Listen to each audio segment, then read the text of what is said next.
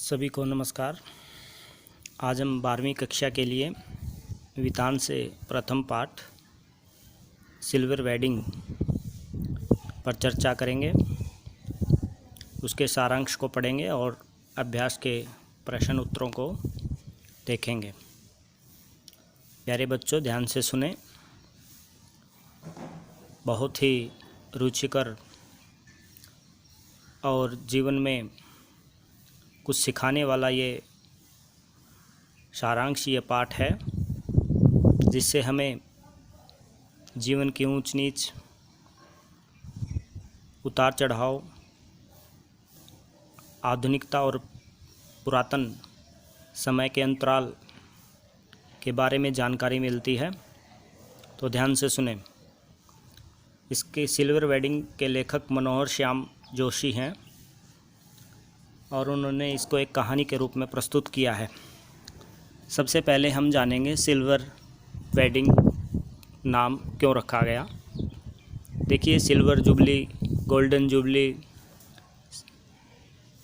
Silver anniversary आपने सुना होगा, सिल्वर वेडिंग आपने सुना है। 25 वर्ष किसी विशेष समारोह को पूरा होने पर, सिल्वर जैसे शादी समारोह 25 वर्ष पूरे होने के बाद शादी समारोह अगर मनाया जाता है तो सिल्वर वेडिंग कहलाएगा। गोल्डन वेडिंग यानी 50 वर्ष पूरे होने पर जो समारोह आयोजित किए जाते हैं वो आपके गोल्डन जुबली या वेडिंग में शामिल किए जा सकते हैं। तो याद रखेंगे, सिल्वर से 25 वर्ष और गोल्डन से 50 वर्ष आपको ध्यान में रखना है। कोई भी समारोह हो उसमें ये शब्द आपको मिलेंगे। मनोहर श्याम जोशी द्वारा लिखित यह एक कहानी है। अपने आप में आधुनिकता की ओर बढ़ते हुए समाज और दूसरी ओर मनुष्य को मनुष्य रखने वाले मूल्यों के बीच अंतर्द्वंद दर्शाती है। यानी आधुनिकता की ओर बढ़ते हुए बच्चों के कदम और मनुष्य को मनुष्य के बीच मानवीय जो मूल्य हैं उनके अंतर्द्वंदों को, उनमें जो सामंजस्य होना चाहिए नहीं हो पाता, उसको दर्शाती है। कहानी में जो हुआ होगा, समहाउ इम्प्रॉपर, ये दो जुमले यानी दो कथन जो हैं बहुत प्रमुखता से दर्शाए गए हैं। जो हुआ होगा यानी किसी के साथ क्या होता है इसके बारे में कुछ नहीं कहा जा सकता, ये इसमें दर्शाया है। दूसरा, समहाउ इम्प्रॉपर इंग्लिश शब्द है। समहाउ होता है किसी न किसी तरह से, इम्प्रॉपर अनुचित, यानी कहीं ना कहीं इस बात में अनुचितता दिखाई देती है, इस बात की ओर संकेत करता है। कहानी का नायक है यशोधर बाबू। यशोधर बाबू के जो गुरु थे, या यूँ कहें जिन्होंने यशोधर बाबू को जीवन में नौकरी दिलाई, उनका साथ दिया, कृष्णदा नाम का एक व्यक्ति, जिसका यशोधर बाबू के जीवन में बहुत गहरा प्रभाव है। उन्हीं के आदर्शों पर चलने वाले यशोधर बाबू की ये कहानी है। देखिए अपने परिवार के साथ किस तरह से वो सामंजस्य बिठा पाते हैं और परेशान हो जाते हैं। तो कहानी शुरू करते हैं। कहानी का प्रारंभ, यशोधर बाबू दफ्तर की घड़ी में 5:30 बजे अनुसार काम कर रहे हैं, यानी शाम को 5:30 बजे हुए हैं। वे अपनी घड़ी रोज़ाना सुबह शाम रेडियो समाचारों से मिलाते हैं। तो कहने का अभिप्राय समय के पाबंद हैं। वापसी दफ्तर से आते समय कृष्णदा की परंपरा का पालन करते हैं। अपने जूनियरों जो उनसे निम्न स्तर की नौकरी पर हैं उनसे हल्का फुल्का मजाक करते हैं। यानी जैसे ऑफिस में आमतौर पर होता है, सीनियर ऑफिसर जो हैं जूनियर से मजाक करते हैं, वैसे ही कृष्णदा की परंपरा को यशोधर बाबू निभाते हैं।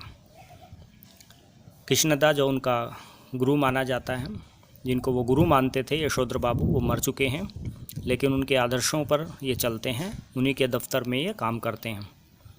असिस्टेंट ग्रेड के एक नए ऑफिसर का जो आगमन है ऑफिस में, वह उम्र में छोटा है लेकिन असिस्टेंट ग्रेड में आया है। कहने का अभिप्राय सीनियर, यशोधर बाबू से सीनियर है। वह बदतमीजीपूर्ण व्यवहार करता है यशोधर बाबू को, जो अच्छा नहीं लगता।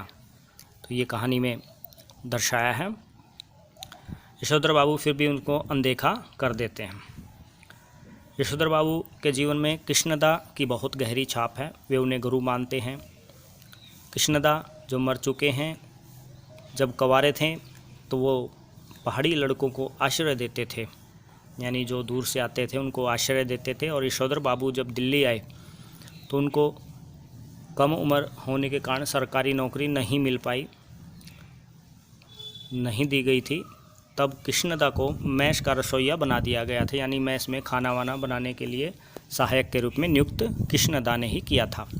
बाद में उनको अपने ही दफ्तर में कृष्णदा ने सरकारी नौकरी दिला दी और कठिन समय में वे सदैव उनका साथ देते रहे। यशोधर बाबू जो पुरातन परंपराओं के और कृष्णदा के विचारों से प्रभावित थे। रोज़ बिड़ला मंदिर जाने और उद्यान यानी बगीचे में बैठकर प्रवचन सुनने, स्वयं प्रभु का ध्यान लगाने की कोशिश करते, जो कि उनसे नहीं हो पाता था। पिछले कई वर्षों से उनकी पत्नी व बच्चे हर छोटी बड़ी बात पर मतभेद उनके साथ करने लग चुके थे। ये इस कहानी में दिखाया गया है, जो उन्हें समहाउ इम्प्रॉपर लगता, यानी किसी न किसी तरह से अनुचित व्यवहार उनको लगता। यशोधर बाबू को बड़ा लड़का जो है प्रमुख विज्ञापन कंपनी में 1500 रुपये की नौकरी कर रहा है, जो यशोधर बाबू को बहुत ज़्यादा जो है लगती है कि बहुत ज़्यादा पैसे इनको मिलते हैं। उनका दूसरा बेटा IAS की नौकरी की तैयारी कर रहा है। तीसरा बेटा स्कॉलरशिप लेकर अमेरिका चला गया है। उनकी एक बेटी शादी न करके उच्च शिक्षा प्राप्त करने के लिए डॉक्टरी में स्कॉलरशिप लेने के लिए अमेरिका जाना चाहती है। इस प्रकार से उनका परिवार जो है आधुनिक विचारधाराओं से प्रेरित है। उनकी पत्नी जो है आधुनिकता में ढल चुकी है। यद्यपि यशोधर बाबू पुराने विचारों वाले व्यक्ति हैं, वे कृष्णदा के सिद्धांतों पर चलने वाले व्यक्ति हैं, फिर भी अपने जीवन में वो आदर्शों को पालना चाहते हैं, पालन करना चाहते हैं। रोज़ मंदिर जाना, पूजा करना, गोरखपुर गीता प्रेस की किताबें पढ़ना उनका रोज़मर्रा का कार्य होता है। शाम को सब्जी लेकर वे घर लौटते हैं। कहने का अभिप्राय महत्वपूर्ण जो काम थे कृष्णदा यशोधर बाबू करते थे और घर को संभाले हुए थे। लेकिन जैसे जैसे बड़े बच्चे हो जाते हैं, एक दिन यशोधर बाबू जैसे ही घर आते हैं, वो देखते हैं कि उनकी सालगिरह पार्टी यानी सिल्वर वेडिंग 25 वर्ष पूरे होने पर उनकी सालगिरह पार्टी मनाई जा रही है। तो ये उनको काफ़ी अजीब लगता है। पार्टी में केक काटा जा रहा है। बड़े बेटे भूषण ने उनको ऊनी ड्रेसिंग गाउन दिया, यानी गाउन सिलवा कर दिया और कहा, शुभ यशोधर बाबू अपने पिताजी को कहा कि दूध लाते समय आप इसको पहन कर जाएं। आप फटा हुआ फुल ओवर पहन कर जाते हैं, जो ठीक नहीं है। भूषण की यह बात उनको बहुत बुरी लगती है। क्यों? क्योंकि उनको लगता है कि उनका बेटा भूषण उन्हें दूध लाने की बात कहता है, वह स्वयं नहीं लाना चाहता, यानी वह उनकी सेवा नहीं करना चाहता। गाउन पहनकर वह यशोधर बाबू जो है कृष्णदा को याद करते हैं और महसूस करते हैं कि उनकी मौत जो हुआ होगा से हुई होगी। कहने का अभिप्राय कृष्णदा के आदर्शों पर चलने वाले यशोधर बाबू अपने परिवार के साथ सामंजस्य नहीं बिठा पाते। उनके बेटे, उनकी बेटी उनकी बात नहीं मानती और उनको प्राचीन विचारों वाले व्यक्ति समझते हैं, जिससे यशोधर बाबू परेशान हैं, दुखी हैं। उनकी पत्नी उनके साथ, बच्चों के साथ आधुनिक हो चुकी हैं, लेकिन यशोधर बाबू ऐसा नहीं कर पाए। तो प्यारे बच्चों, इस पाठ में यही मुख्य भाव इस कहानी में दिखाया गया है कि किस प्रकार आधुनिक और पुरातन विचारधारा है, उनका सामंजस्य बैठाना आज बहुत ही कठिन है। किस प्रकार बच्चे माता पिता से व्यवहार करते हैं, यह इसमें दर्शाया गया है। तो चलते हैं अभ्यास के प्रश्नों की ओर। सबसे पहला प्रश्न है, यशोधर बाबू की पत्नी समय के साथ ढल सकने में सफल हो जाती है, लेकिन यशोधर बाबू असफल रहते हैं, ऐसा क्यों? उत्तर में आप लिखेंगे, यशोधर बाबू की पत्नी समय के साथ बदल जाती है या समय के साथ अपने आप को ढाल सकने में सफल हो जाती है, जबकि यशोधर बाबू सफल नहीं हो पाते। यशोधर बाबू का जीवन कृष्णदा जैसे कुंवारे और पुरातन पंथी लोगों के बीच में बीता। वे जीवन भर कृष्णदा के सिद्धांतों पर चलते रहे। वे नई पीढ़ी के साथ सामंजस्य नहीं बैठा पाते, यानी अपने बेटे बेटियों के साथ सामंजस्य नहीं बैठा पाते, जबकि उनकी पत्नी उनके बच्चों के साथ आधुनिकता को अपना लेती है, वह बच्चों का पक्ष लेती है। इस प्रकार ये आपने लिखना है। अगला प्रश्न पढ़ते हैं। पाठ में जो हुआ होगा, देखिए ये जुमला जो बार बार आया था, जो हुआ होगा, वाक्य की आप कितनी अर्थ छवियाँ खोज सकते हैं, यानी इसके बारे में आप क्या कहना चाहते हैं। जो पाठ में जो ध्वनित वाक्यांश है, जो हुआ होगा, यह शब्द अनिर्णय की स्थिति में लाया जाता है, यानी कोई निर्णय नहीं लिया जाता। यशोधर बाबू के ऊपर कृष्णदा का प्रभाव है। कृष्णदा की मृत्यु के संबंध में पूछने पर जब जवाब मिलता है जो हुआ होगा, यानी उनकी जीवन, उनके मृत्यु का किसी को नहीं पता। वो कृष्णदा जो है रिटायरमेंट होने के बाद गांव चले जाते हैं और वहीं पर साल भर में उनकी मृत्यु हो जाती है।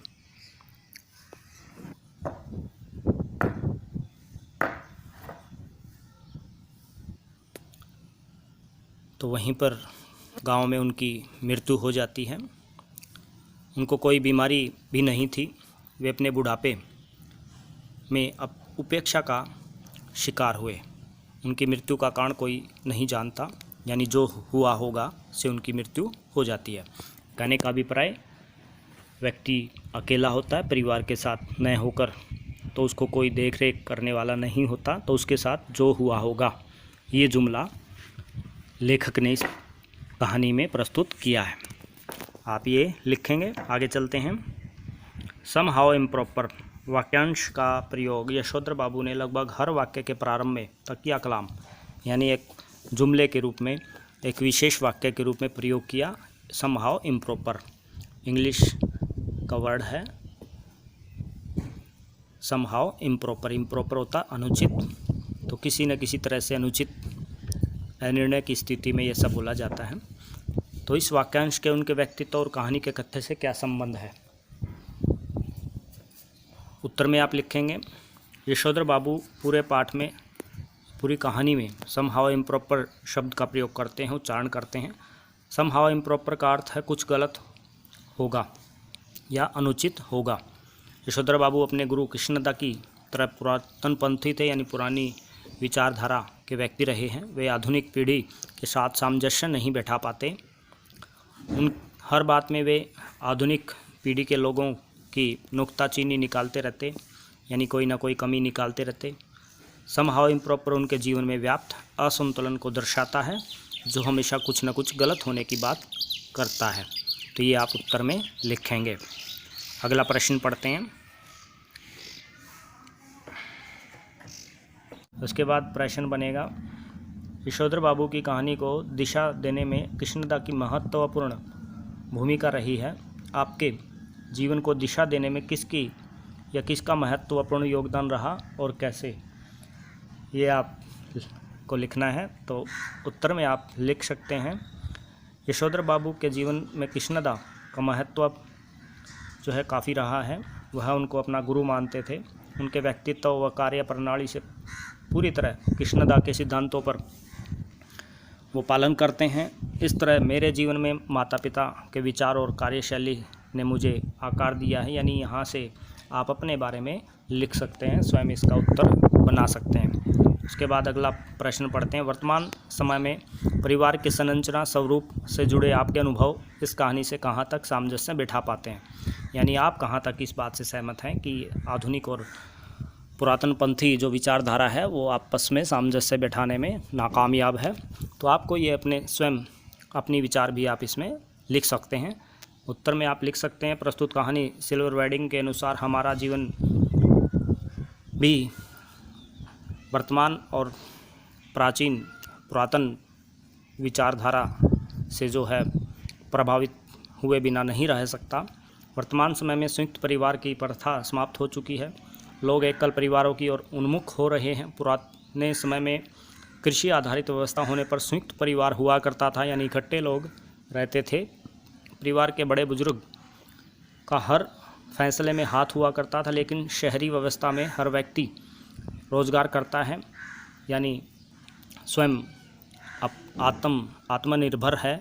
परिवार के निर्णयों से उसका ज़्यादा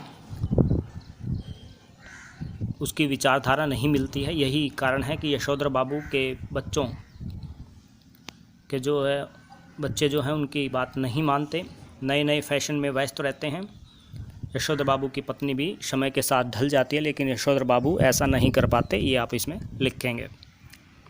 ऐसे ही आप निम्नलिखित में से कहानी के मूल संवेदना कहेंगे और क्यों। हाशिए पर धकेले जाने वाले मानवीय मूल्य, पीढ़ी के अंतराल, पाश्चात्य संस्कृति का प्रभाव, इसमें से प्रश्न पूछे जाते हैं, ये और पढ़ लेते हैं। हाशिए पर धकेले जाते मानवीय मूल्य, यानी मानवीय मूल्यों को नकार दिया जाता है, क्या कारण है, ये आपसे पूछा गया है।